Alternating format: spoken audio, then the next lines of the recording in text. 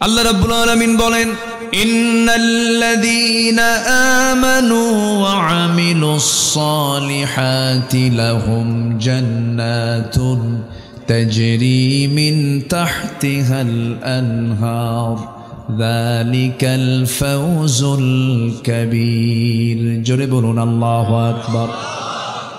আল্লাহ রাব্বুল আলামিন বলেন, নিঃসন্দেহে যারা ঈমান আনবে এবং নেক আমল করবে।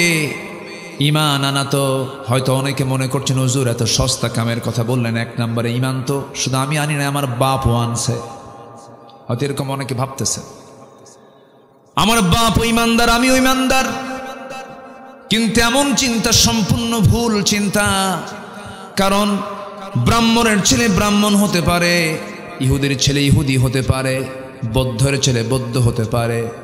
আমার বন্ধুগণ, কিন্তু ইমামের ছেলে ইমাম হতে পারে না, মুসলমানের সন্তান মুসলমান হতে পারে না যদি তার যোগ্যতা না থাকে, তার মধ্যে যদি ইসলাম না থাকে। ঈমান থাকতে হবে, তাহলে ঈমানদার বলা যাবে। বংশীয় পরিচয় দিয়ে ঈমানদারের পরিচয় দেওয়া যাবে না। আমার দেশে বহু ঈমানদার আছে, বহু লোক আছে যাদের নামই হলো ঈমান আলী। আছেন এরকম লোক? আছে না? নাম কি? ঈমান আলী। নামাজ পড়ে না। নাম হলো ফজর আলী। বাপ শখ করে তার নাম ফজর রাখছে, যেন ফজর নামাজ পড়ে, ঘুম থেকে ওঠে সকাল 10টায়। নাম হলো ফজর আলী। নাম হলো রমজান আলী, রমজান মাসে দুপুরবেলা ভাত খায়। এই সমস্ত নাম দিয়ে তো কোনো কাম হবে না। আল্লাহ পাক দেখতে চান নাম, বংশ না গুণ। আল্লাহ সুন্দর করে সূরা হুজরাতের শেষ দিকে বলছেন, ইন্না খালাকনাকুম মিন যাকারিন ওয়া উনসা ওয়া জাআলনাকুম শুউবান ওয়া ক্বাবাইলা লিতাআরাফু ইন্না আকরামাকুম ইনদাল্লাহি আতকাকুম। জোরে বলুন আল্লাহু আকবার। হে মানব মণ্ডলী, আমি তোমাদেরকে সৃষ্টি করেছি এক নর এবং নারী থেকে, বিভিন্ন ভাষা দিয়েছি, গোত্র দিয়েছি, যেন তোমরা একে অপরকে চিনতে পারো। তোমাদের মধ্যে সেই সমস্ত বান্দাগুলো আমার কাছে সবচাইতে বেশি সম্মানিত, প্রিয়, যে সমস্ত বান্দাগুলো আল্লাহকে একমাত্র সবচাইতে বেশি ভয় করতে পারে। জোরে বলি সুবহানাল্লাহ। মানে মুত্তাকি হতে পারে। কি হতে পারে বলেন? মুত্তাকি হতে পারে।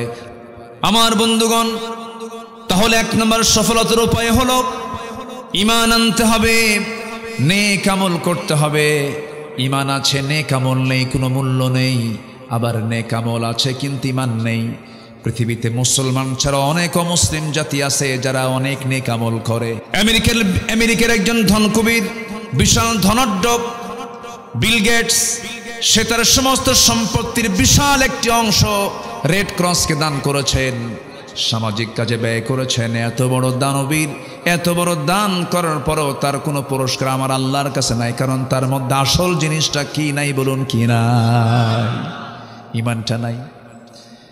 নেক আমল হলে শুধু চলবে না, ঈমানও লাগবে, নেক আমলও লাগবে। যেখানে ঈমানের কথা বলা হয়েছে সেখানে নেক আমলের কথা বারবার আল্লাহ রাব্বুল আলামিন বলেছেন। এই আয়াতটা শুধু এখানে আসে নাই, এই কথাটা একবার আসছে না, বারবার আসছে, বারবার আসছে। বারবার যে কথা বলা হয় তার গুরুত্ব কমে না বাড়ে? কমে না বাড়ে? বেড়ে যায়। ঈমান তো আমরা আনলাম, ঠিক আছে। আবার আল্লাহ অনেক জায়গায় প্রশ্ন করছেন, আহাসিবান নাস আন ইউতরাকু আন ইয়াকুলু আমান্না ওয়া হুম লা ইফতানুন। মানুষের কি ধারণা, ঈমান এনেছি, এতটুকুন শব্দ বললাম আর আমি তাকে ছেড়ে দেব? না না, অবশ্যই তাকে পরীক্ষা করা হবে। এই আয়াত প্রমাণ করে দেয়, ঈমান আছে যার, পরীক্ষা আছে তার। আসতে কোন কেন? আল্লামা সাইদি জেলখানায় কষ্টে আছেন, আর মুনাফিকের বাচ্চারা বলে, দোষ না থাকলে কি শাস্তি হয়? এরকম করে বলতো না? বলতো না? বলতো। তাহলে এক নম্বর সফলতার উপায় আমরা খুঁজে পেলাম। ঈমান আনবো আমরা, নেক আমল করবো আমরা। তবে ঈমান আনার পথে অনেক বাধা বিপত্তি আসতে পারে, অনেক ঝুট ঝামেলা আসতে পারে। পরীক্ষা করবেন কে? আশাদ্দুন নাসি বালাউল আম্বিয়া ফাল আমসাল সুম্মাল আমসাল।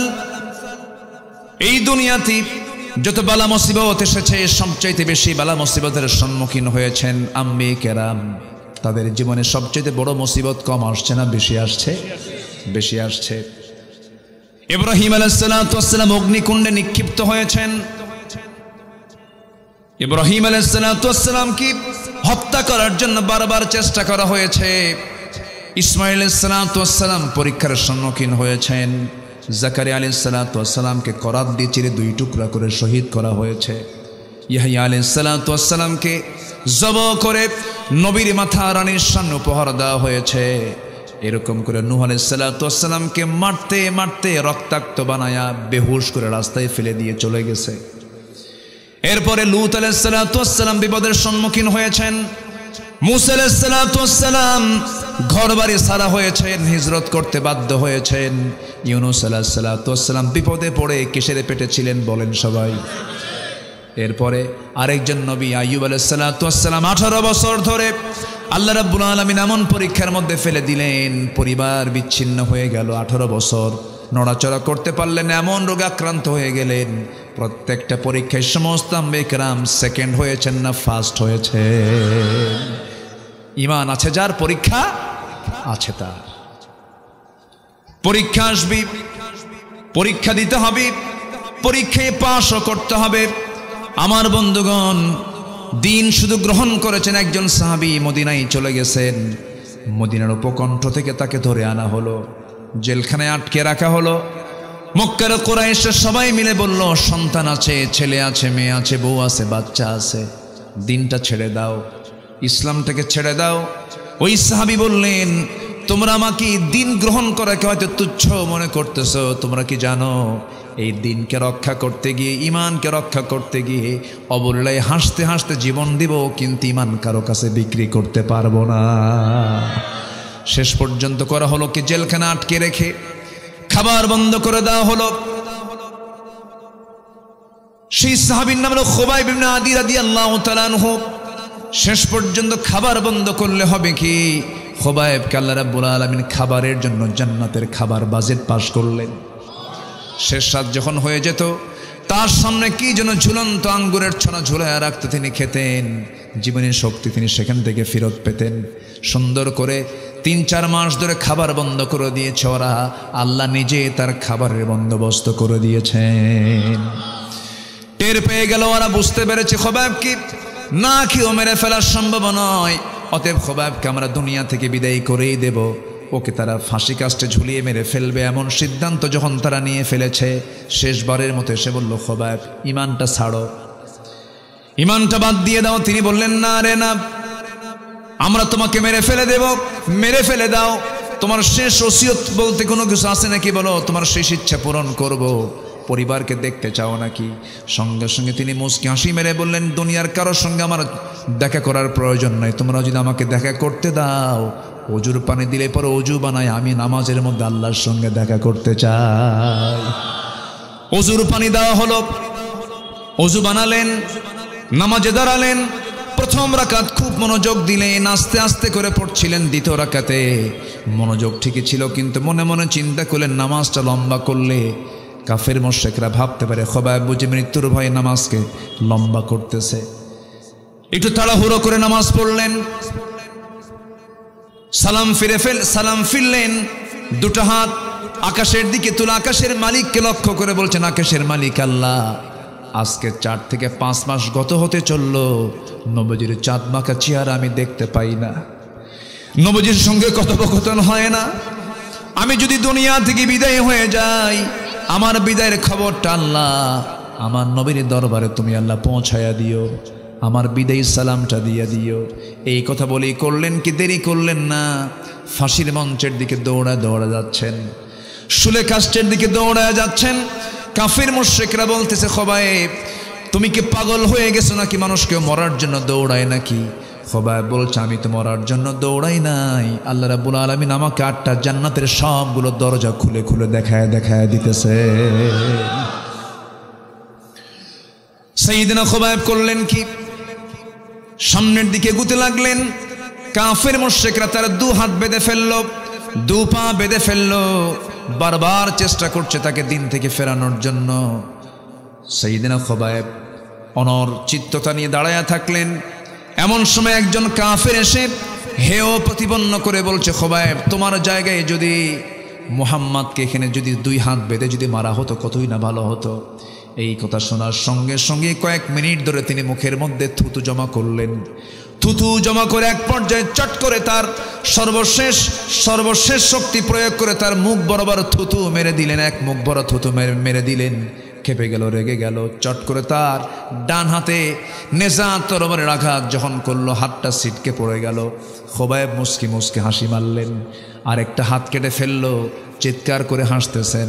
সবাই বলল, খুবাইব রে মানুষ, সবাই বলে ফেলতেছে, খুবাইব রে মানুষ আঘাত প্রাপ্ত হলে কান্দে, তুই হাসিস কেন, তোর কারণটা কি হাসার বল। খুবাইব বলছে, তোমার আমার একটা করে অঙ্গহানি করো, আল্লাহ পাক জান্নাতের একটা করে হুর আমাকে দেখায় দেন। দুই হাত কেটে ফেললো, দুই পা কেটে ফেলে দিল, মস্তকটা পৃথক করে ফেললো। খুবাইব দুনিয়া থেকে বিদায় নিয়ে নিলেন। নবী আলাইহিস সালাতু ওয়াস সালাম আমার নবীজি সামনে সাহাবায়ে কেরামকে সামনে করে কথা বলছিলেন। মসজিদে নববীর ভিতরে তিনি বসে বসে কথা বলছেন। এমন সময় হঠাৎ করে তিনি দাঁড়ায় গেলেন, হাত উঁচু করে বললেন, সালামুন আলাইকা ইয়া খুবাইব, সালামুন আলাইকা ইয়া খুবাইব, হে খুবাইব তোমাকে সালাম সালাম। সাইয়েদনা ওমর ফারুক বলছেন, ইয়া রাসূলুল্লাহ আজকে 4-5 মাস গত হতে চলে, আমরা খুবাইবকে দেখি না, আপনি সালাম দিচ্ছেন কেন? নবীজি কাদা কাদা কণ্ঠে বলছেন, ও আমার সাহাবীরা রে, আমার খুবাইব আর দুনিয়াতে নাই, জান্নাতের পাখি হয়ে জান্নাতের মধ্যে উড়ে বেড়াতেছে। জোরে বলি সুবহানাল্লাহ। খুবাইব জান্নাতের পাখি হয়ে জান্নাতের মধ্যে উড়ে বেড়াচ্ছে। আমার বন্ধুগণ, এই যে খুবাইব জীবনটা দিয়ে দিয়েছেন, ইমানকে বিক্রি করেন নাই। ইমানটা আনা সহজ, কিন্তু ইমান টিকে রাখা কঠিন। এই জন্য আল্লাহ রাব্বুল আলামিন সুন্দর করে আরেক জায়গায় বলছেন, ইন্নাল্লাযীনা ক্বালু রাব্বুনাল্লাহু সুম্মা ইসতাকামু তাতানাজ্জালু আলাইহিমুল মালায়েকা আল্লা তাখাফু ওয়া লা তাহজানু ওয়া আবশিরু বিল জান্নাতিল্লাতী কুনতুম তুআদুন। জোরে বলুন আল্লাহু আকবার। নিঃসন্দেহে যারা বলবে আমার রব আল্লাহ, আমার আইনদাতা আল্লাহ, আমার বিধানদাতা আল্লাহ, এবং সুম্মা ইসতাকামু তার উপরে অটল থাকবে, অবিচল থাকবে, আল্লাহ রাব্বুল আলামিন ঈমানদারকে ওয়াদা করেছেন, তোমার জন্য আমি স্থায়ী জান্নাতের ওয়াদা করলাম। জোরে বলি সুবহানাল্লাহ। ঈমান আনবে এবং টিকে থাকার চেষ্টা করব। জোরে বলি ইনশাআল্লাহ। আরো জোরে বলি ইনশাআল্লাহ। আমার বন্ধুগণ, নেক আমল করতে হবে, ঈমানকে পাকাপোক্ত করতে হবে। আমার মা একটু খেয়াল রাখবেন, আল্লাহ পাক আপনাদের জন্য দৃষ্টান্ত দিয়েছেন 4 জন নারীর। একজন মারিয়াম বিনতে ইমরান আলাইহিস সালাতু ওয়াস সালাম, আরেকজন ফেরাউনের বউ। কে বলেন? ফেরাউন পত্নী আসিয়া নামটা আসে নাই, ইমরাতা ফিরাউন এসেছে, ইমরাতা ফেরাউন এসেছে। ফেরাউনের স্ত্রী আসিয়ার দৃষ্টান্ত আল্লাহ রাব্বুল আলামিন কেন দিয়েছেন, কি জন্য দিয়েছেন মা? এটা দেওয়ার মূল কারণ হলো, এই দুনিয়াতে যত প্রস্তাব তোমার কাছে আসুক না কোনো ঈমান ধ্বংস করার জন্য, ঈমান ধ্বংস করা যাবে না। প্রয়োজনে হাসি মুখে জীবন দিবা, কিন্তু ঈমান বিক্রি করবা না। আসিয়া ছিলেন তার একটা প্রকৃষ্ট উদাহরণ। আল্লাহু আকবার বলেন। এই মহিলার নাম শুনলে আমার কাছে মনে হয় এমন কোন পরীক্ষা নাই যে পরীক্ষা আসিয়া দেন নাই। আল্লাহু আকবার বলেন। ঈমানকে রক্ষা করতে গিয়ে স্বামীকে হারাতে হয়েছে,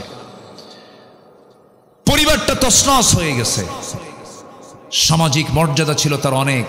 বলুন তো, প্রেসিডেন্ট বড় না প্রেসিডেন্টের বউ বড়? চেয়ারম্যান বড় না চেয়ারম্যানের বউ বড়? বউ বড়। আপনার বউকে তো ভালোই বড় মনে করেন দেখি, ভালো তো। হ্যাঁ, হাসতেছে মুরব্বী, কন ভালো করে কন। চেয়ারম্যান বড় না চেয়ারম্যানের বউ বড়? বউ বড়। হ্যাঁ,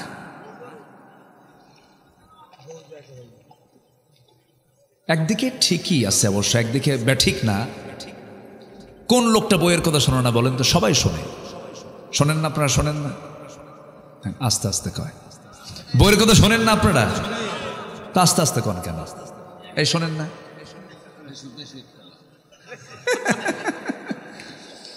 সামনে আমার সামনে বলতেছে বেশি একটা না, কিন্তু বাড়িতে গেলে কিন্তু বইয়ের কাছে সবাই কায়েত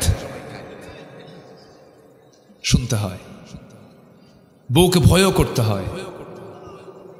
এই ভয় মানে সেই ভয় না, এটা হচ্ছে সম্মান। এটা কি বলেন তো? সম্মান। তার কাছে আমার সম্মান জড়িত, আমার কাছে তার সম্মান জড়িত। হুন্না লিবাসুল লাকুম ওয়া আনতুম লিবাসুল লাহুন্না। আল্লাহ তাআলা এই সম্পর্কে এমন সম্পর্ক করে দিয়েছেন, মাওয়াদ্দাতা ওয়া রাহমা, ভালোবাসাও রেখেছেন, রহমতও রেখেছেন। আল্লাহু আকবার বলেন। একমাত্র বিবাহিত সম্পর্কের ভিতরে রহমত থাকে, আর বাকি যত সম্পর্ক যে আছে না, কলেজের বারান্দায় বারান্দায়, গাছের গোড়ায় গোড়ায়, জোড়ায় জোড়ায়, সিপাই সিপাই, জোড়া জোড়া আছে না, এরকম আছে না? ওখানে কি ভালোবাসা নাই? আছে, কিন্তু ওই ভালোবাসায় কোনো রহমত আসতে পারে? রহমত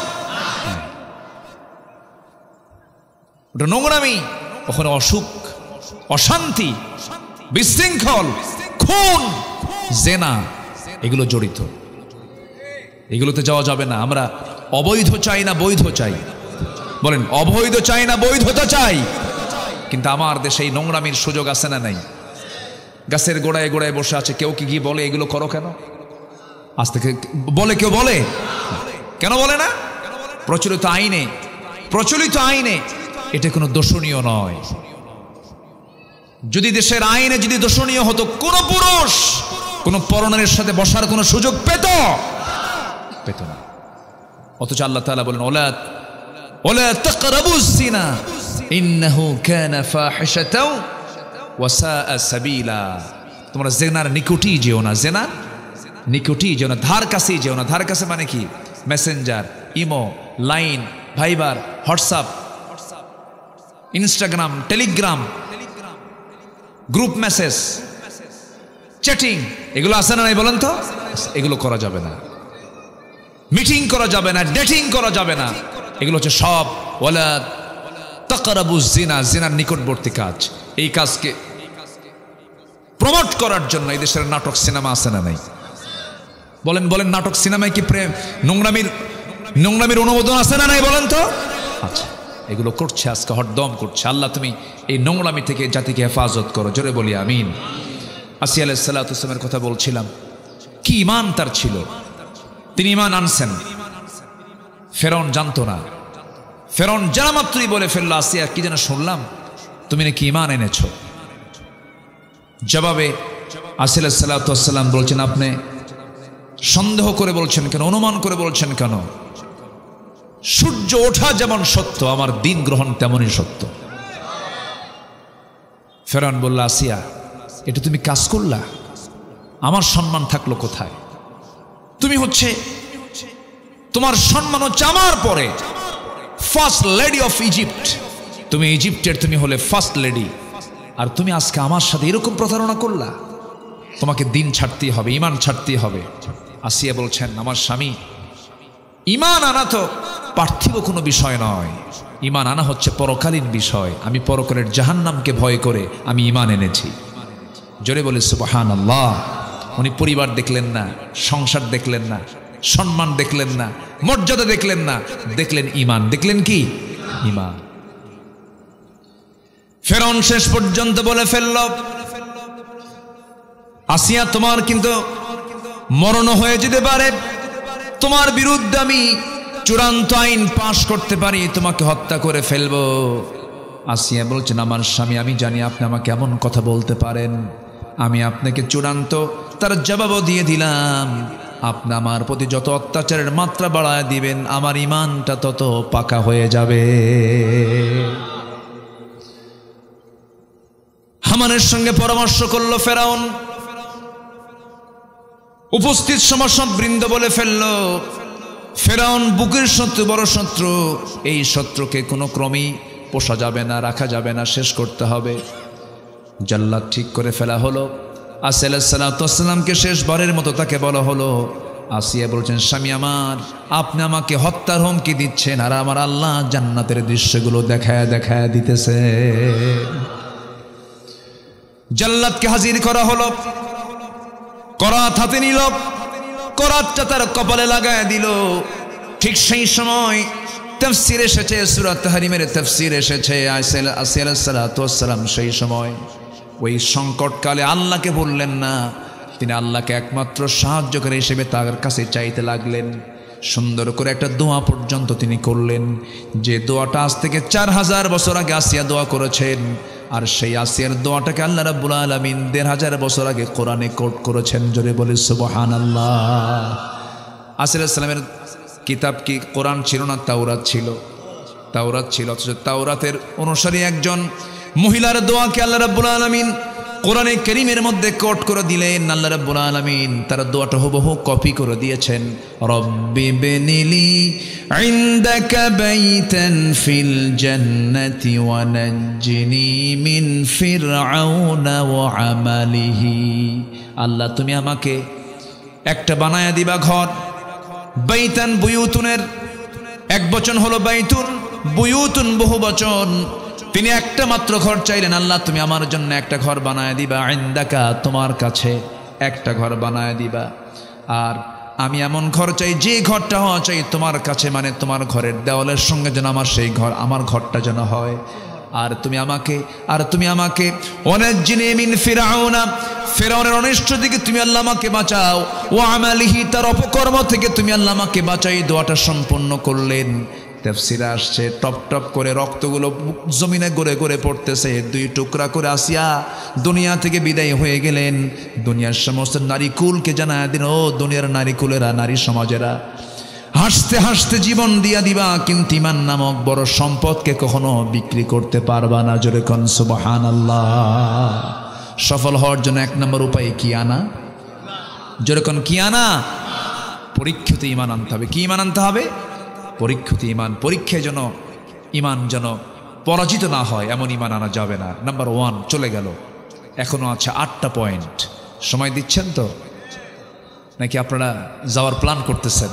এটা জিকির করি লা ইলাহা, আরো জোরে লা ইলাহা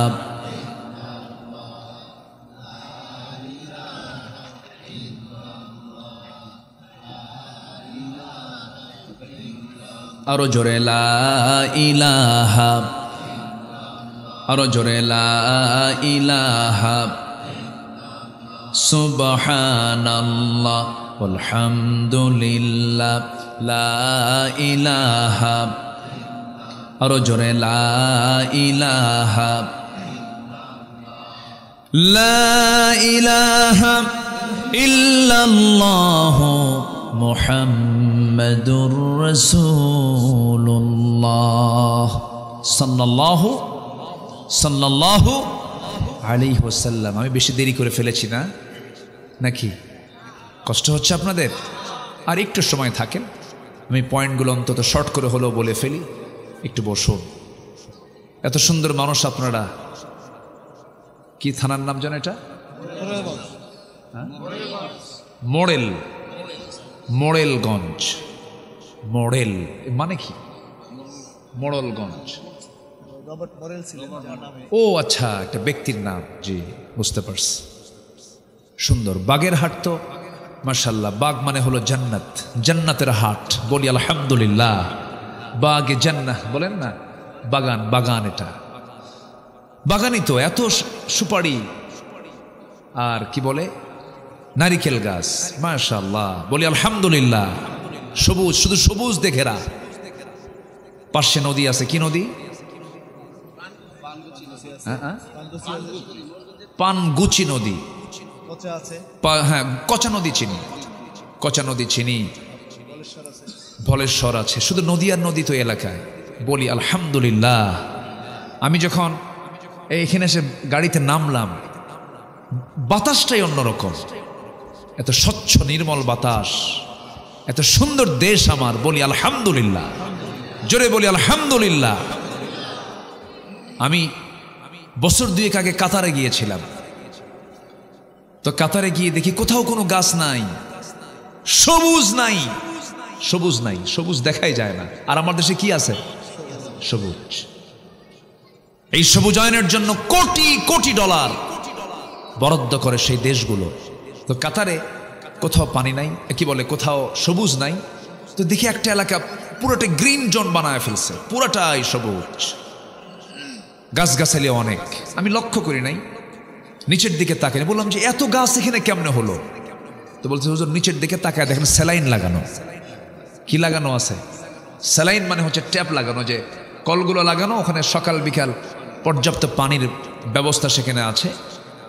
এবং বলতেছে যে গাছের উপরেও প্রত্যেক দিন হেলিকপ্টার করে ঝর্ণার মতো করে বৃষ্টির মতো করে পানি দেয়। এরপরও গাছ চিত হয়ে পড়ে, বাঁচে না, বাঁচানো খুব কঠিন হয়ে যায়। আর আমার দেশে এমন মাটি, এটা ছোট্ট বাচ্চা আগের দিন পেয়ারা খাইছে অথবা কাঁচামরিচ খাইছে, পেয়ারার কাঁচামরিচ খাইয়া যদি পরের দিন পায়খানায় যায়, 3 মাস পরে ওটার খোঁজ নেবেন, দেখবেন নয় মরিচ গাছ হয়েছে। আমি কি ভুল বলতেছি ভাই বলেন তো? কি মাটি এটা, সোনার চেয়েও খাঁটি। শুধু সৎ নেতৃত্বের সংকট। আপনি কি জানেন আমার দেশের মাটিটা কত উর্বর? কি নাই আমার দেশে? এমন কোন খনি নাই যে খনি আমার দেশে নাই। সম্পদে ভরা, নদী আছে, খাল আছে, বিল আছে, সাগর আছে, পাহাড় আছে, সমতল আছে, বিল আছে, ঝিল সবই আছে। আবার বিশাল একটি বন এই খুলনা অঞ্চল জুড়ে আছে, সেটার নাম কি? সুন্দরবন আছে। কি নাই ভাই? জঙ্গলও আছে, সবকিছুই ছিল, শুধু সুন্দর মানুষের অভাব। সুন্দর মানুষও আছে, কিন্তু সৎ নেতৃত্বের সংকট। অতএব এই নেতৃত্বে আমরা তৈরি করতে চাই আগামীতে। কোন বেনামাজি, দুশ্চরিত্র, অসামাজিক ব্যক্তি কখনো নেতৃত্বের আসনে আসতে পারবে না। আমরা নেতৃত্ব তৈরি করতে চাই নামাজ থেকে, আমরা নেতৃত্ব তৈরি করতে চাই কোরআন থেকে, আমরা নেতৃত্ব তৈরি করতে চাই ইসলাম থেকে, ইসলাম থেকে, ইসলাম থেকে। আল্লাহ কবুল করুন, জোরে বলি আমিন। সাইয়েদনা আবু বকর সিদ্দিক রাদিয়াল্লাহু তাআলা আনহু প্রথম খলিফা। কয় নম্বর খলিফা বলেন? প্রথম খলিফা, 1 নম্বর খলিফা। খেলাফতের দায়িত্ব নেই। একদিন মদিনার অলিগলি তিনি হাঁটতেছেন একা একা, কোনো লোক নাই। এখনকার যারা শাসক, তাদের কি ক্ষমতা আছে একা একা চলতে পারবে? জনগণ তো কাবাবার সালাদ বানায় ছাড়বে। একা একা ঘুরতেছেন উনি, কেউ তাকে দেখে নাই, সবাই তো দরজা খুলে ঘুমায়, কোনো চোর নাই, ডাকাত নাই, কোনো কিছুই নাই। সাইয়েদনা আবু বকর সিদ্দিক রাদিয়াল্লাহু তাআলা আনহু একাকী, নিঃসঙ্গ, কেউ তার পাশে নাই। তিনি একা একা আল্লাহর কালাম তেলাওয়াত করছেন আর ঘুরতেছেন খালি পায়ে। সাইয়েদনা ওমর ফারুক তাকে দেখে ফেললেন গভীর রজনীতে, সামনে দেখেই বললেন, ইয়া আমিরাল মুমিনিন, রাতের আধারে আপনি একাকী ঘুরতেছেন ভালো কথা, কিন্তু খালি পায়ে কেন? এই যে পাথরের রাস্তাগুলো, পাথরের রাস্তা দিয়া, পাথর দিয়া আপনার পায়ে চামড়ায় আঘাত লেগে চামড়া ফেটে রক্ত বের হয়ে যাবে, আপনি আহত হয়ে যাবেন। জুতা পায়ে হাঁটেন না কেন? খালি পায়ে কেন হাঁটতেছেন? সঙ্গে সঙ্গে তিনি জবাব দিচ্ছেন, ওমর রে, আমি যদি রাতের বেলা জুতা পায়ে হাঁটি, ওই যে পাথরগুলো আছে, পাথরের সঙ্গে জুতার একটা বাড়ি লাগবে, একটা আঘাত সৃষ্টি হয়ে, আঘাতে শব্দ সৃষ্টি হয়ে যাবে। আর সেই জুতার শব্দ যদি কোনো ঘুমন্ত নাগরিকের কানে যদি চলে যায়, ঘুমের যদি ব্যাঘাত হয়, ঘুম যদি নষ্ট হয়, কিয়ামতের দিন আমি আবু বকর, আমাকে আসামির কাঠগড়ায় দাঁড়িয়ে তারা জবাব দেওয়া লাগবে।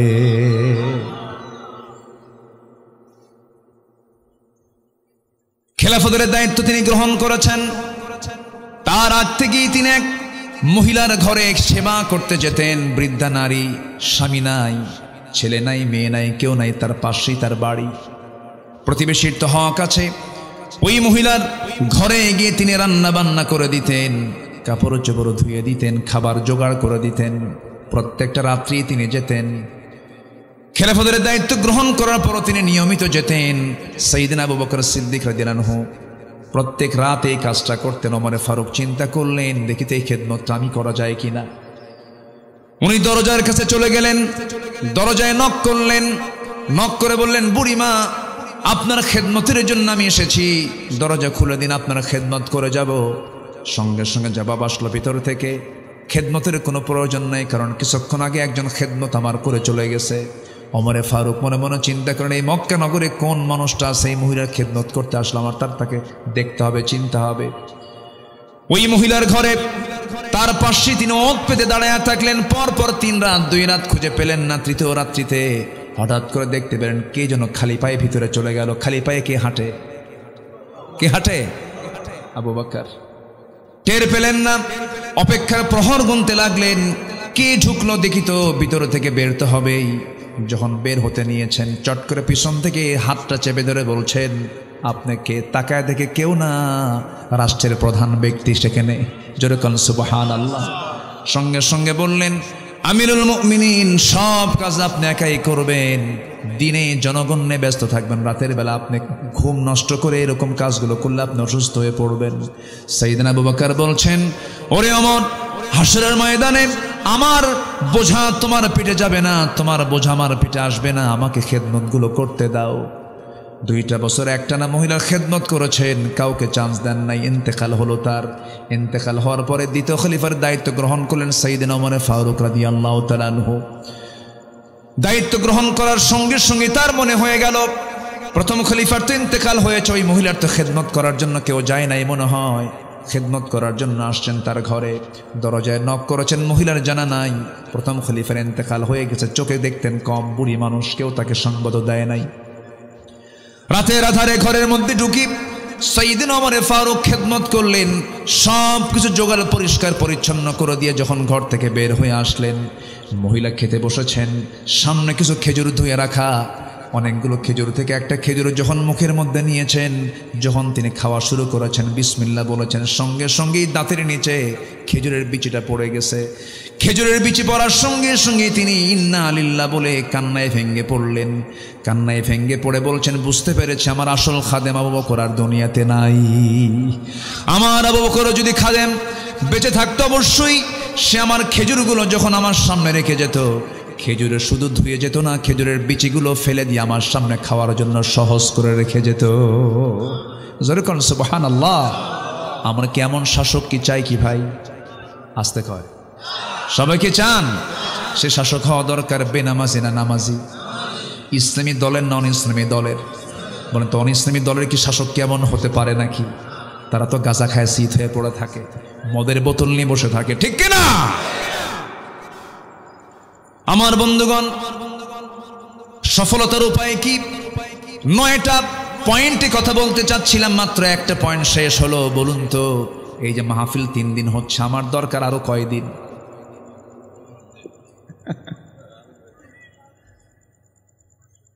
কি কষ্ট পাচ্ছেন নাকি আপনারা? বলি আলহামদুলিল্লাহ। আমি কি শেষ করে দেব? আলোচনা চলুক। যে জোরে বলি ইনশাআল্লাহ। কি করি, ঘড়ি তো খুব দ্রুত ঘুরতেছে দেখতেছি।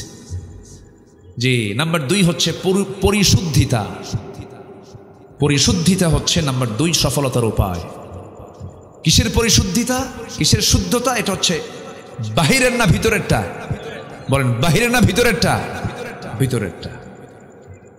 আত্মশুদ্ধি, তাসকিয়াতুন নফস, তাসকিয়াতুন নফস।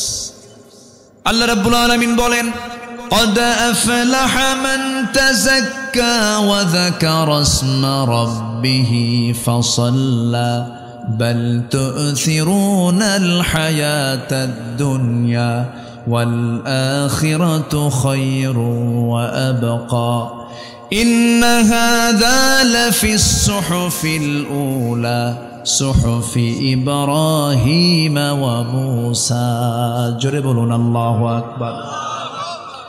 ওই বান্দা সফল হয়েছে যে মন্ত্রী হলো না, যে এমপি হলো না, কোটিপতি হলো না, মাস্টার্স পাস করেছে না। আল্লাহ বলছেন সেই বান্দাই সফল হতে পেরেছে। কদ আফলাহা মান তাযাক্কা, যে ব্যক্তি নফসকে শুদ্ধ করতে পেরেছে।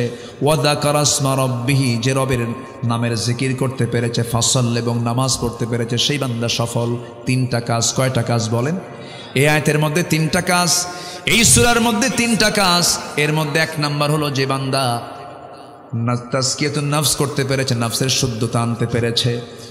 রোগের এই আত্মার অনেক রোগ আছে, নফসের অনেক রোগ আছে। লোভ একটা রোগ। লোভ আছে না নাই বলেন? আসতে বলবেন, আছে না নাই? লোভটা দিয়েছেন কে? আল্লাহই কিন্তু দিয়েছেন, কিন্তু সেই লোভটা হওয়া চাই অবৈধ লোভ না বৈধ লোভ? একটা নারীকে পাওয়ার লোভ আছে না নাই? একদম আস্তে আস্তে বলেন, মানে নাই মনে হয় আপনাদের? পুরুষ না আপনারা? আছে না নাই? এটা এখন পুরুষ পুরুষ মনে হচ্ছে। হাওয়ার জন্য তো আদম পাগল হবেনি তো। হাওয়ার জন্য আদম পাগল হবেন, আদমের জন্য হাওয়া পাগল হবেন, এটা তো ন্যাচারাল। আল্লাহ মানা করছেন না, আল্লাহ বলতেছেন টান নিয়ায় মোহাব্বত কর, কিন্তু ইজাব কবুল কর। আল্লাহ কি চান? ইজাব কবুল হতে হবে, বৈধ সম্পর্ক, লিগ্যাল রিলেশন থাকতে হবে। ইলিগ্যাল কোন রিলেশন করলে এটা অবৈধ লোভ হবে। কি লোভ হবে বলেন? অবৈধ লোভ। তো খারাপ কিছু না, কামনা বাসনা এটা খারাপ নয়। ইনকাম কেন হবে না? ইনকাম কেন করবেন না আপনি?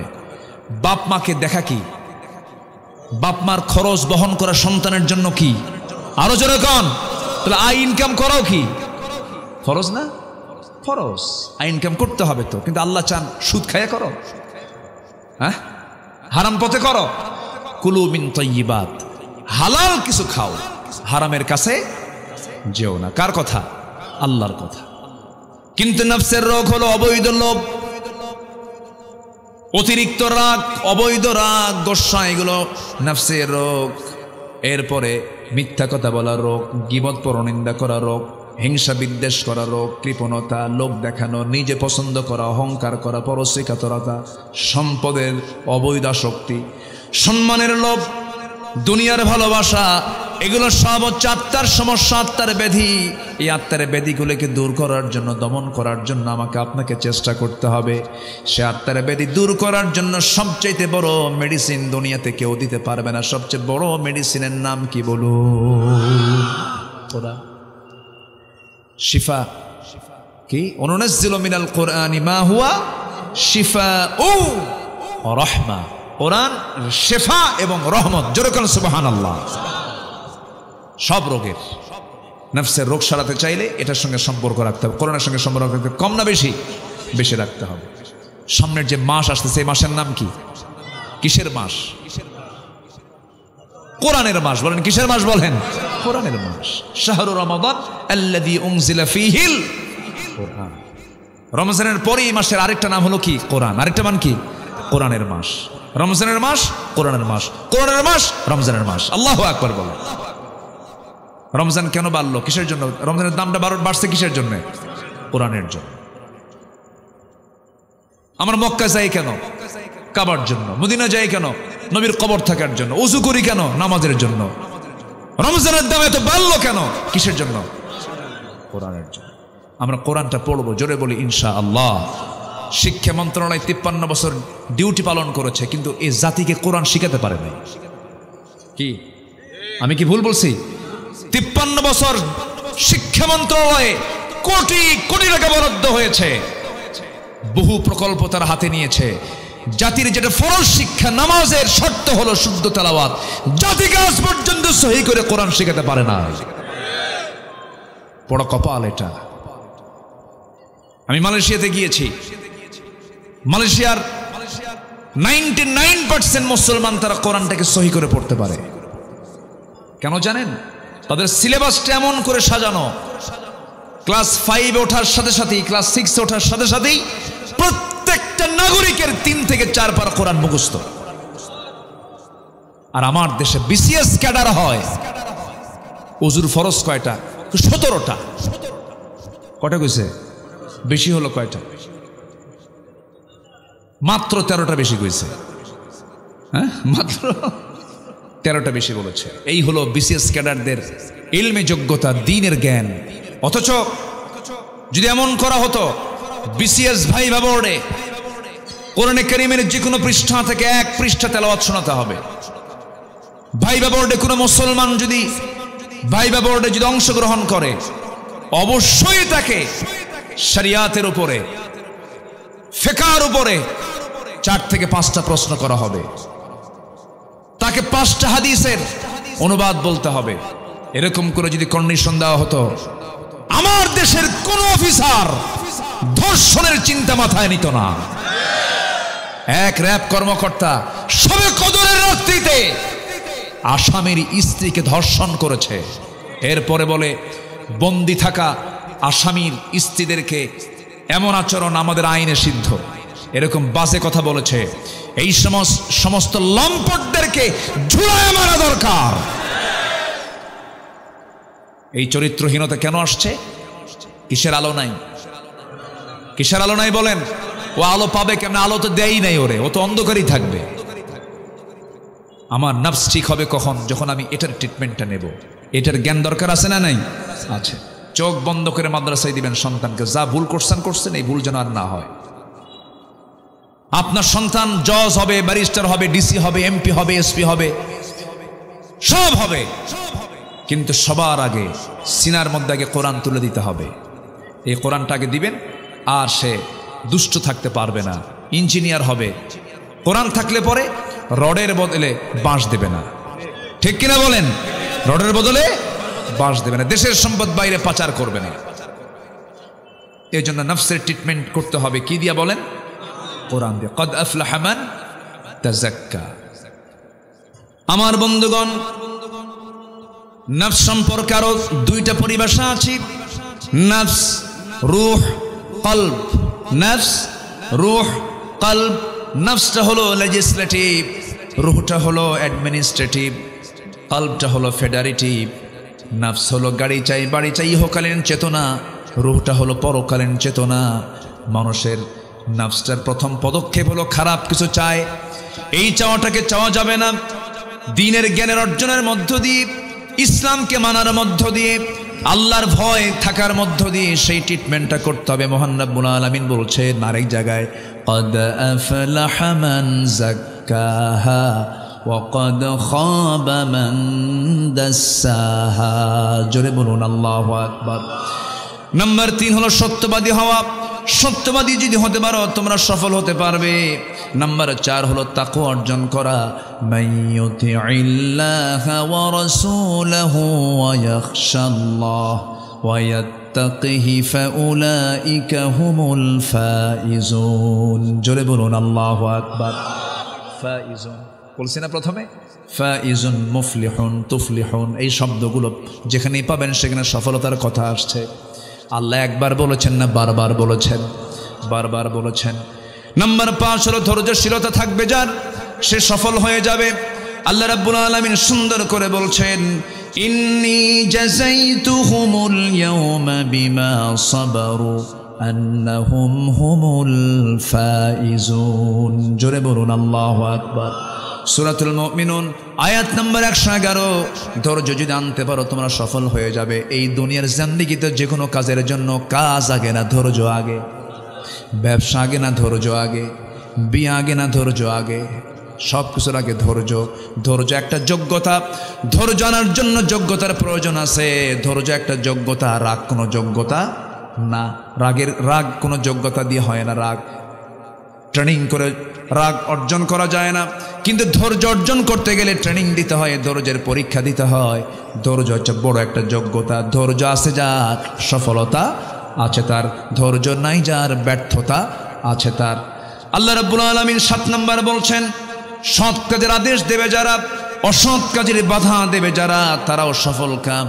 ওয়ালতাকুম মিনকুম উম্মাতুন ইয়াদউনা ইলাল খায়রি ওয়া ইয়া'মুরুনা বিল মা'রুফি ওয়া ইয়ানহাউনা আনিল মুনকার ওয়া উলাইকা হুমুল মুফলিহুন। আল্লাহ পাক বলছেন, তোমাদের মধ্যে অবশ্যই এমন একটা দল থাকা দরকার যে দল মানুষকে সৎ কাজের আদেশ দেবে, অসৎ কাজের বাধা দেবে, এবং এই কাজটা যারা করবে তারা হলো সবাই সফল কাম। জোরে বলুন সুবহানাল্লাহ। নাম্বার 8 হলো যে বান্দা তওবা করবে সে সফল। এগুলো কি মোল্লার কথা না আল্লাহর কথা? আল্লাহ সুন্দর করে বলছেন, তুবু ইলাল্লাহি জামিআন আইয়ুহাল মুমিনুনা লাআল্লাকুম তুফলিহুন। জোরে বলুন আল্লাহু আকবার। আল্লাহর কাছে সবাই মিলে তওবা করো হে মুমিনরা, তোমরা আশা করো যে সফল হতে পারবে। জোরে বলে সুবহানাল্লাহ। গুনাহ হবে আমার, মাফ করে দিবেন কে? গুনাহ হবে বান্দার, মাফ করবেন কে?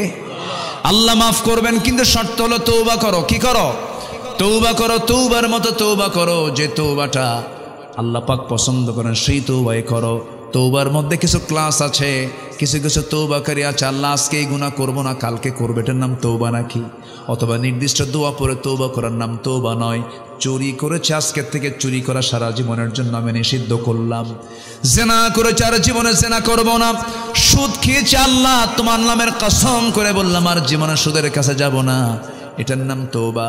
এরকম করে যদি কোনো বান্দা তওবা করতে পারে, আল্লাহ বলছেন বান্দারে তোর তওবা আমার কবুল করাটা আমার জন্য ওয়াজিব হয়ে যাবে, আমি তোর তওবা অবশ্যই কবুল করব। কারণ আত-তাইবু মিনাজ যামবি কামান লা যামবা লা, যার জীবনে তওবা আছে, যদি কারো তওবা কবুল হয়ে যায় তার আগের কোনো গুনাহ থাকে না। জোরে কোন সুবহানাল্লাহ। তওবা করতে সবাই রাজি আছেন তো? আমার নবী তওবা করেন নাই? আমার নবীর কোনো গুনাহ ছিল?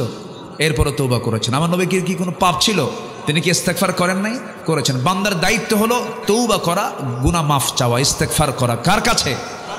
আল্লাহর কাছে। আমার দেশে একজন বড় বুজুর্গ আছে, এখনো বেঁচে আছে, খুব অহংকারী। এর আগে হজ নেবাজে কথা বলেছিল, তারপরে অনেক কিছুই বলেছিল। সে কয়েকদিন আগে একটা দেখলাম, ভিডিওতে দেখলাম, সেই বুজুর্গ বলতেছে আমার তো কোনো গুনাহই নেই।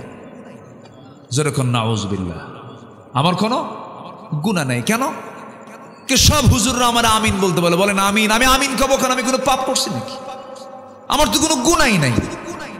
চিন্তা করেন, টাঙ্গাইলের, হ্যাঁ কি নাম, হ্যাঁ লতিফ সিদ্দিকী কইছে না এই কথা, যে বলে আমার তো কোনো পাপই নাই। কত বড় বুজুর্গ আমার দেশে আছে যার তওবাও লাগে না, নবীর তওবা লাগে, এদের তওবা লাগে না। বেকুব এগুলো, বেকুব এগুলো, ঠিক কিনা? এদের মুখ বেফাস, যা মনে হয় তাই বলে। এদের কাছে দুনিয়াই শুরু, দুনিয়াই শেষ, আখিরাত বলতে কোনো কিছু নাই। আমরা তওবা করব কার কাছে? আল্লাহর কাছে। সে তওবা কি একবার না বারবার? তুবু ইলাল্লাহ ফাইন্নী আতুবু ফিল ইয়াউমি মিআতা মাররা। হে আমার সাহাবীরা, তোমরা বারবার তওবা করো, আমি রাসূল দিনে তওবা করি 100 বারেরও বেশি বার। তওবা। সুবহানাকাল্লাহুম্মা বিহামদিকা আশহাদু আল লা ইলাহা ইল্লা আনতা আস্তাগফিরুকা ওয়া আতুবু ইলাইক। অথবা সংক্ষিপ্ত হয়ে বলতে হবে আস্তাগফিরুল্লাহ। বলেন আরো জোরে, আরো জোরে। বাস, আল্লাহর কাছে সারেন্ডার করে, আল্লাহ তোমার কাছে মাফ চাই, মাফ করে দাও। মাফ করবেন কে? আল্লাহ তাআলা। আল্লাহর কাছে মাফ চাইতে কোনো লজ্জা আছে নাকি? কোনো লজ্জা নেই। যে আল্লাহর কাছে যত বেহায়া হতে পারবে সে তত আল্লাহর নিকটে যেতে পারবে। পৃথিবীর মানুষের কাছে বারবার ডাকলে লোক বলবে হায়া নাই তো, লজ্জা ছাড়া বারবার ডাকে। আর আমার আল্লাহ বলেন তুই আমার কাছে বেহায়া হয়ে ডাক, আমি তোর ডাকে সাড়া দিয়ে দেবো। আমরা ডাকবো কার কাছে? চাইবো কার কাছে? কাঁদবো কার কাছে? কাঁদতেই যদি হয় কাঁদবো কার কাছে? অনেক স্বামী আছে বউয়ের কাছে কান্দে, আছে কিন্তু কান্দে না? কান্দে। বউ আছে স্বামীর কাছে কান্দে, কান্দেন। কিন্তু স্বামী যদি বউয়ের কাছে কান্দে, বউ মনে মনে করবে ওর ধান্দা আলাদা। বউ যদি কান্দে, স্বামী বলবে ওর ধান্দা আলাদা। ভাই ভাইয়ের কাছে কান্দলে ওর মতলব আলাদা। ও কোন উদ্দেশ্যে কান্দে দেখতো? পৃথিবীর কোনো মানুষ মানুষের কান্নার মূল্যায়ন দিতে পারবে না। একমাত্র চোখের পানির মূল্যায়ন দেবেন আমার আল্লাহ তাআলা, আমাকে দিবেন, আমাকে দিবেন। আল্লাহু আকবার বলেন। অতএব কাঁদতেই যদি হয়, লস প্রজেক্টে যাওয়ার দরকার নাই, কারো কাছে কান্দার দরকার নাই। কাঁদবো কার কাছে? আল্লাহর কাছে। আমার আল্লাহ সব দিয়ে দিবেন। বউ ভালো না, আল্লাহ আমার বউকে ভালো করে দাও। আমার ছেলে ভালো না, আল্লাহ তুমি আমার ছেলেকে ভালো করে দাও। কাঁদবেন, আল্লাহ কবুল করবেন। যেরকম সুবহানাল্লাহ। পৃথিবীর কোন মানুষের কাছে কান্না করে তার ফলাফল নাই, ফলাফল জিরো।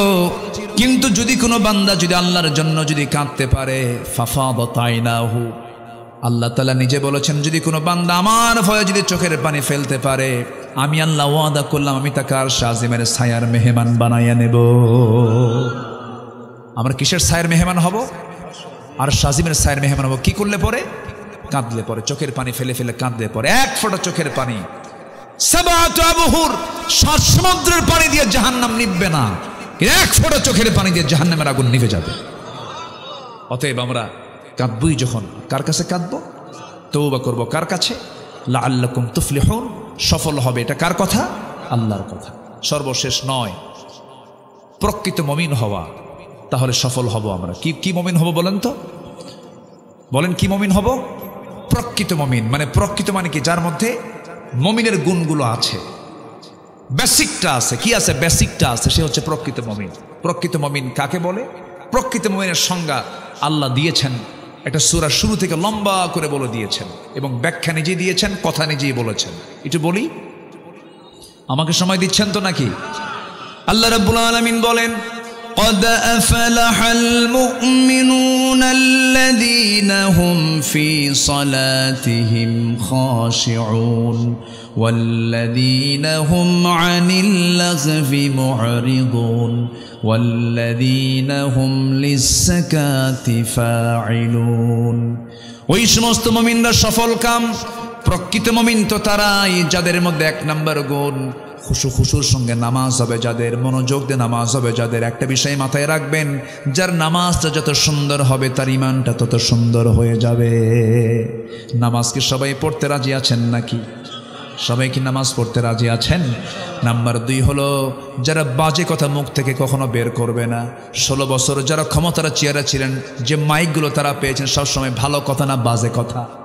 বলেন, ভালো কথা না বাজে কথা? নেত্রী এক সময় এক একটা বোমা মারে। আবার ওইদিকে নোয়াখালীর এক নেতা ছিল, নোয়াখালীর প্রতিবন্ধী নেতা, হাঁটতেও পারে না, কথাও বলতে পারে না। কে?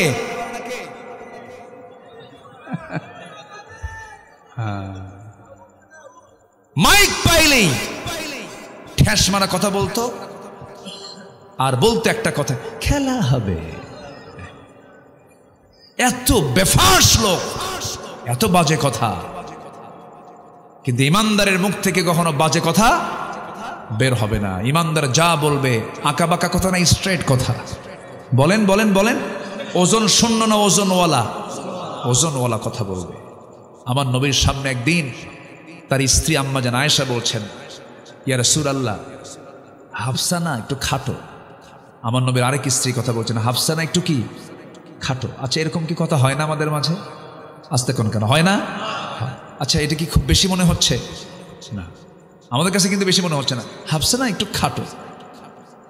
আমার নবীজি কথাটা শুনলেন, কথার কি ওয়েট দেখেন, ইমানদারের কথার কি ওয়েট হতে পারে। রাসূল শুধু বললেন, লাকাদ কুলতি, তুমি যে এই কথাটা বলে ফেলেছ, এই কথা যদি 7 দরিয়ার পানিতে যদি ছেড়ে দেওয়া হতো, লামাজাজাতহু, 7 দরিয়ার এতগুলো পানি সব বিবর্ণ হয়ে যেত, দুর্গন্ধে পচা রূপ নিত তোমার এই সামান্য খাটো কথা। আম্মা জান আয়েশা সঙ্গে সঙ্গে চোখের পানি ফেলে ফেলে বলছেন, ইয়া রাসূলুল্লাহ, আমি আল্লাহর কাছেও মাফ চাই, আমি আপনার কাছেও মাফ চাই। কত বাজে কথা ইমানদার মুখ থেকে বের করে। কালোকে কালো বলা যাবে না, খাটোকে খাটো বলা যাবে না, অন্ধকে কানা বলে গালি দেওয়া যাবে না, ন্যাংরাকে ন্যাংরা বলা যাবে না। এরকম করে কোনো মানুষ কষ্ট পাবে এমন জাতীয় কোনো কথা বললে পরে সূরা হুজুরাত সাক্ষী, এটা কি হালাল না হারাম, সগীরা গুনাহ না কবিরা গুনাহ? বলেন, কালো করেছেন কে, ধলা করেছেন কে, লম্বা করেছেন কে, চিকন করেছেন কে, খাটো করেছেন কে? দোষ কার? ফায়সালা কার? এখানে দোষের কিছু নাই তো, ফায়সালা কার? স্বামী যদি একটু কালো হয়, কিছু কিছু মা আছে মাঝে মাঝে খোঁটা মারে। আমাদের কাছে আসে তো রিপোর্ট, মা আমাদের কাছে সবাই রিপোর্ট দেয়, আপনারা যেমন রিপোর্ট দেন, পুরুষরা রিপোর্ট দেয়। এক কালো স্বামী আমাকে এসে বলে, হুজুর, আমি জীবনে কি ভুল যে করছি, কেন আমার মতো কালো বউ না নিয়ে ধলা বউ কেন নিলাম? আমারে বলতেছে, কেন? উঠতে বসতে খোঁটা মারে। কেন? কি খোঁটা মারে? কোচ যে সুন্দর, আমি একটু কালো, খোঁটা মারে। বলে তো এরকম যে, তোমার সঙ্গে যে আমার সংসার হচ্ছে, তুমি একটু আয়না চেহারা দেখো তো। এরকম করে স্বামীকে বলার মধ্যে কিছু মহিলা আছে না নেই? বলেন, তোমার সঙ্গে যে আমার সংসার হচ্ছে, এতে তোমার 14 গোষ্ঠীর কপাল। দিল একখান খোঁটা মেরে। এগুলো কি বলা যাবে? সব সৃষ্টিগুলো কার? এই যে বিচিত্র চেহারা, এক একটা চেহারার সঙ্গে কারো চেহারার মিল আছে, এগুলো কার কার কার কার করা? কার করা? আপনার কাকে গালি দিবেন? আপনি যাকেই গালি দিবেন চলে যাচ্ছে কার কাছে? অসম্ভব। খাটো মানুষ ন, আপনি সুন্দর হয়েছেন, বাহাদুরি করেন, ক্যান্সার ভিতরে, ওর চাইতে কালোই ভালো। কি ঠিক কিনা কন? ওর চাইতে কালোই ভালো। আমার নবীর একজন কালো সাহাবী ছিলেন, খুব কালো ঘন। আমার নবীজি সেই কালো সাহাবীকে দেখলেন, মনটা খারাপ। রাসূল বলছেন, কালো সাহাবী, তুমি মন খারাপ করে বসে আছো কেন? হুজুর, যৌবন হয়ে গেছে, বয়স হয়ে গেছে, বিয়ে করব, বিয়ে পাই না। কি কথা বুঝতেছেন আপনারা? বিয়ে করতে পারছি না। রাসূল বললেন কেন তুমি বিয়ে করতে পারো না হুজুর? কালো মানুষ কেউ পছন্দ করে না। রাসূল বলছেন না, ভুল কথা। সাহাবী, চিন্তা করো না, তোমার বিয়ের দায়িত্ব আমি রাসূল নিজে নিয়ে নিলাম। জোরে বলেন সুবহানাল্লাহ। আমার এক বন্ধু, তার বউটা কালো। আমি শুনছি এরকম। একদিন বললাম, বন্ধু তুমি তো চাঁদের মতো উজ্জ্বল চেহারা, তুমি কালো বউ বিয়ে করলা, কি ভালো লাগে? বন্ধু, আমার চোখে যে আমার বউ কত সুন্দর তুমি বুঝবা না। আসলে চরিত্রবান যারা চরিত্রবান তাদের কাছে কালো ধলা কোনো ফ্যাক্টর নয়, ঠিক কিনা বলেন? কিন্তু কিছু কিছু যুবক আছে যে ওই যুবকের মতো, এক যুবক বিয়ে করছে, বিয়ে করে আর 3 দিন পরে কান্দে, বউটা একটু কালো তো। কে তুমি কান্দো কেন? নতুন বউ ঘরে, তুমি কান্দো কেন? ভাই, লিটনের বউ দেখতে কত সুন্দর, আমার বউটা কালো হয়েছে। দেখেন, নজর গেছে লিটনের বউয়ের দিকে। তাহলে এই নজর যদি খারাপ হয়, হাজার সুন্দরী ঘরে আসলেও কি তার মন? কখনই মনে মনে ভাবলেন, আমার মেয়েটা তো অত্যন্ত সুন্দরী, চাঁদের মতো সুন্দরী, ফুটফুটে চেহারা, সুন্দর চেহারা, কিন্তু ছেলেটা তো কালো, কি যে হয়। দেখে মেয়েটাকে প্রস্তাব দেব। মেয়েটা ইতিমধ্যে দেওয়াল ঘেসে ঘেসে দাঁড়ায়া সব কথাগুলো শুনে নিয়েছে। মেয়ের কাছে গিয়ে বলছে, মা, একটা ছেলের রাসূল পাঠাইছেন, ছেলেটা কিন্তু কালো, তুমি কি করবে বলো? সঙ্গে সঙ্গে মেয়েটা কান্দে। বাপ বলছে, তুমি যদি কান্দো, অস্বীকৃতি যদি জানো, বিয়ে দেব না। মেয়েটা আবার বলছে, বাবা তুমি ভুল বুঝেছ, নবীর পছন্দই আমার পছন্দ, কালো ছেলেটা আমার স্বামী হয়ে যাবে। রিজার্ভ ছিলেন না, হাসি খুশি ছিলেন, ফ্রি মাইন্ডে চলতেন সবার সাথে। ছোট্ট বাচ্চা বসতো, বুড়া মানুষ এসে বসতো, সবার সঙ্গে মিশে মিশে কথা বলেছেন মুহাম্মদ সাল্লাল্লাহু আলাইহি ওয়াসাল্লাম। ফাবিমা রাহমাতিন মিনাল্লাহি লিনতা লাহুম ওয়ালাউ কুনতা ফাযযান গালিযাল কলবি লানফাদ্দু মিন হাওলিক ফাফু আনহুম মুস্তাগফির লাহুম ওয়াশাবিরহুম ফিল আমর ফাইযা আযামতা ফাতাওয়াক্কাল আলাল্লাহ। জোরে বলি আল্লাহু আকবার। আল্লাহ পাক বলছেন, হে রাসূল, আপনি যদি রূঢ় হতেন, কঠোর হৃদয়ের যদি হতেন, আপনার সামনে কেউ আসতো না, আপনার সামনে থেকে সব দূরে দূরে থাকতো। কিন্তু আমার নবী এত বিনয়ী ছিলেন যে কোনো মানুষ নবীর সামনে এসে ভয় পেত না। জোরে বলেন সুবহানাল্লাহ। ফ্রি হয়ে কথা বলতো, কিন্তু বেয়াদব ছিলেন না কেউ, কোনো সাহাবী কেউ বেয়াদব ছিলেন না। শুধু একদিন সূরা হুজুরাতের এই প্রেক্ষাপটটা আমাকে খুব ভাবায়। একদিন সাইয়েদনা আবু বকর এবং ওমর রাদিয়াল্লাহু আনহু দুজন কথা বলতে বলতে, আমার নবীজি কথা বলছেন, এর মধ্যে তাদের দুজনের তর্ক বিতর্ক, আওয়াজটা নবীর আওয়াজের চাইতে বড় হয়ে গেছে। যখন বড় হয়ে গেছে, নবীজি খুব কষ্ট পাচ্ছেন। আরে আমি কথা বলি, আমার কথার চাইতে ওদের কথা বড় হয়। শুধু এতটুকুন মনে করেছেন, আয়াত নাজিল হয়ে গেছে। আল্লাহু আকবার বলবেন না? তাহলে আদব দরকার আছে না নাই বলেন তো? দরবারের মধ্যে দেখবেন অনেক মুরব্বীর উপর দিয়ে ছোট মানুষ কথা কয়, আছে না? এরকম আছে না? এটা কিন্তু চরম বেয়াদবি। আল্লাহ রাব্বুল আলামিন আয়াত নাযিল করলেন, লা তারফাউ আসওয়াতাকুম ফাওকা সাওতিন নবী। তোমাদের আওয়াজের চাইতে, নবীর আওয়াজের চাইতে তোমাদের আওয়াজ যেন বড় না হয়। যদি বড় হয়ে যায়, আন তাহবাতা আমালুকুম, তোমাদের সমস্ত আমলগুলো আমি আল্লাহ রাব্বুল আলামিন কাট করে ফেলবো, বিফল করে ফেলবো। জোরে কোন নাউযু বিল্লাহ। তাহলে আদবের দরকার কি? পরে না আগে? আগে দরকার। নবীজি বললেন, যাও, ব্যবস্থা করতেছি। নোমান এইদিকে আসো, 200 দিরহাম। ওসমান এদিকে আসো, 200 দিরহাম, 400 দিরহাম জড়ো করলেন। রাসূল বললেন, যাও, আগামীকালকে বিয়ে তোমার, বাজার করে আনো। বাজার করতে গেছেন। এক সাহাবী এসে বলে, ও সাদ, বিয়ের বাজার তো করতে আসছে, তুমি কি জানো জিহাদের ডাক এসেছে, জিহাদের ডাক এসেছে, জিহাদের ডাক এসেছে, চল রে বীর, জিহাদের ডাক এসেছে, চল। বিয়ার পিড়ি বন্ধ করলেন, বাজার বন্ধ করে ঘোড়া কিনলেন, তরবারি করলেন, যুদ্ধে ঝাঁপিয়ে পড়লেন, শহীদ হয়ে গেলেন। নবীর কাছে সংবাদ গেল, হুজুর, ওই সাত তো দুনিয়া থেকে বিদায় নিয়েছে। গতকাল যার বিয়ের কথা ছিল, রাসূল দৌড় মেরে তার সামনে দেখতে গেলেন, মস্তকটা ছিটকে পড়ে আছে। রাসূল তাকে দেখে কাঁদলেন, আবার তাকে দেখে হাসলেন। সাহাবা একরাম বলছেন, হুজুর, আপনি এমন আচরণ তো কখনো ইতিপূর্বে দেখিনি, কেন এরকম করছেন? রাসূল বলছেন, হাসার হেতু হলো আমি নিজের চোখে দেখতে পাচ্ছি জান্নাতের হুররা তাকে টানাটানি করে বেহেশতের দিকে নিয়ে যাচ্ছে, আর আমি এই জন্য কাঁদি।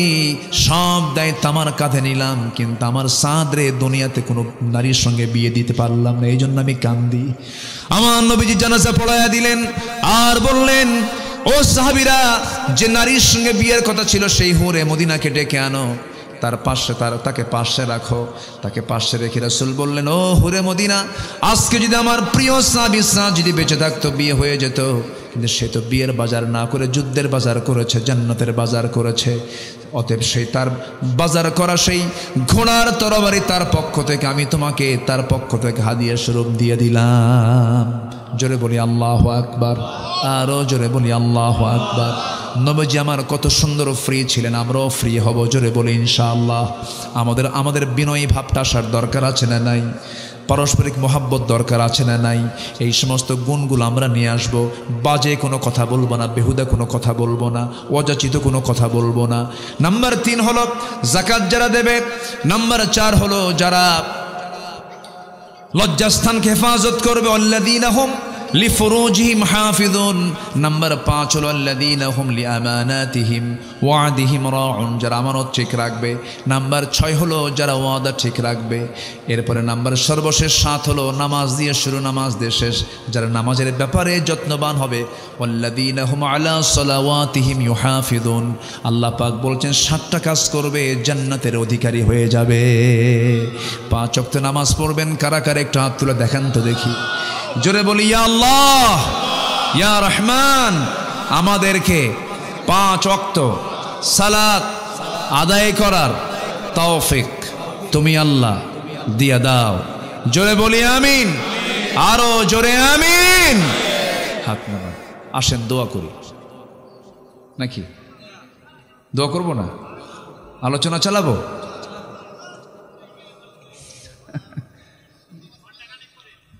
ও ফজর নামাজ পড়ে যাবেন? আচ্ছা ঠিক আছে, ফজর নামাজ পড়ে আপনারা যান, আমি চলে যাই। খুব ভালো, জোরে বলি আলহামদুলিল্লাহ। আমি খুব খুশি হলাম যে মারা আসছেন। মাদেরকে একটু বলবো, আচ্ছা মায়েরা যদি নামাজ না পড়ে, আপনার বউ যদি নামাজ না পড়ে কি করবেন বলেন তো? কি কইছে? কি করবেন? বউ যদি নামাজ না পড়ে কি করবেন? বুঝায়ও কাম হয় না, তাহলে কি করবেন? হ্যাঁ, মার দিবেন? ওরে বাপরে বাপ, এই তো মার্ডার কেস দেখতেছি।